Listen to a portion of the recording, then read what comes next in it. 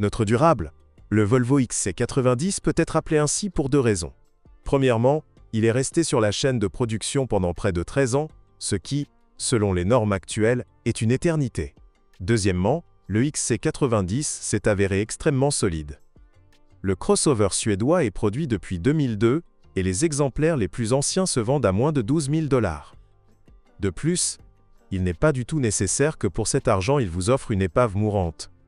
Cependant, nous vous conseillons fortement de prendre une voiture plus récente. Plus la voiture est ancienne, plus vous aurez de dépenses imprévues à l'avenir.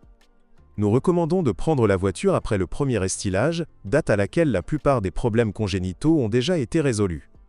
Le premier Volvo XC90 était équipé d'une paire de moteurs essence turbo et d'un moteur diesel, désigné T5, 2, 5L, 210 chevaux, T6, double suralimenté, 2, 9L, 272 chevaux, et D5, 2, 4L, 163 chevaux.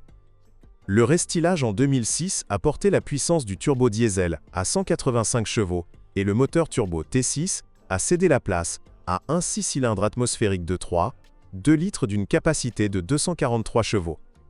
Un V8 essence haut de gamme d'un volume de 4 litres et d'un rendement de 315 chevaux est également apparu. Même si le crossover V8 s'avère en parfait état, réfléchissez 100 fois avant de serrer la main du vendeur. Mieux encore, effectuez un diagnostic moteur complet. Le rapport reçu vous découragera certainement de conclure un accord. Pour les mêmes raisons, les versions 6 cylindres doivent être traitées avec prudence. En règle générale, les voitures équipées de moteurs aussi puissants ne roulent pas lentement. Par conséquent, il ne reste que les 5 en ligne. Ils sont considérés comme les plus fiables et les plus faciles à utiliser. De plus, les moteurs diesel se sont avérés plus durables que les moteurs à essence. Cependant, cela ne signifie pas que vous n'aurez pas à dépenser d'argent en réparation. Les bus d'injection des deux versions durent 150 000 km, la turbine commence à fuir vers 160 à 200 000 km. La pompe à carburant dure le même temps.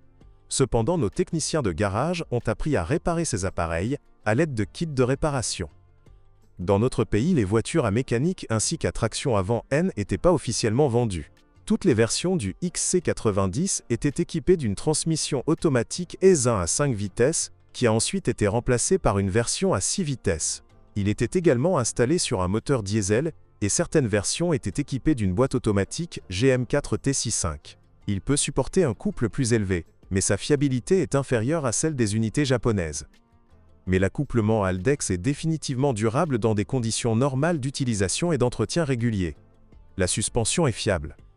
À moins que vous ne deviez changer les roulements de moyeu tous les 50 à 80 000 km, et que les roulements arrière volent plus souvent. Les jantes de force et les bagues stabilisatrices peuvent supporter à peu près la même quantité. Avec l'âge, les freins arrière s'aigrent et la crémaillère de direction commence à taper.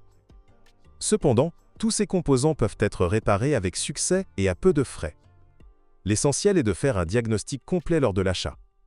Au fil du temps, les joints des entraînements et de la boîte de vitesse avant fuient, et l'embrayage électromagnétique Haldex, dont l'huile est changée tous les 60 000 km, peut siffler.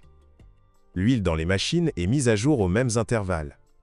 Le roulement extérieur peut supporter 150 000 km, mais change avec l'arbre de transmission. Parmi toute la gamme de motorisation, la R5 est préférable, aussi bien essence que diesel. Les 6 cylindres en ligne et les V8 sont non seulement plus capricieux, mais aussi beaucoup plus coûteux à exploiter. Sur les deux moteurs, la courroie de distribution doit être changée tous les 90 000 km. L'opération est assez coûteuse et un remplacement sur deux s'effectue avec les rouleaux, l'étendeur et la pompe à eau. À chaque entretien, il est recommandé de lubrifier et de développer les leviers arrière, qui régulent les angles de carrossage et de pincement des roues. Sinon, lors du prochain alignement des roues, il faudra les remplacer par des neufs. Dans le châssis, les roulements du moyeu arrière, fournis avec le moyeu, ne sont pas particulièrement durables. Dans le même temps, ceux de devant durent 2 à 3 fois plus longtemps. Le crossover scandinave est parfaitement protégé de la corrosion. La rouille apparaît avec âge sur les bas de caisse, les passages de roues et la jonction de l'acier et de l'aluminium ou du plastique. Au fil des années, un revêtement rouge peut apparaître sur la 5e porte où est fixée la plaque d'immatriculation. Vérifiez également les points de fixation des longerons avant et du faux châssis. Les soudures ici peuvent se défaire.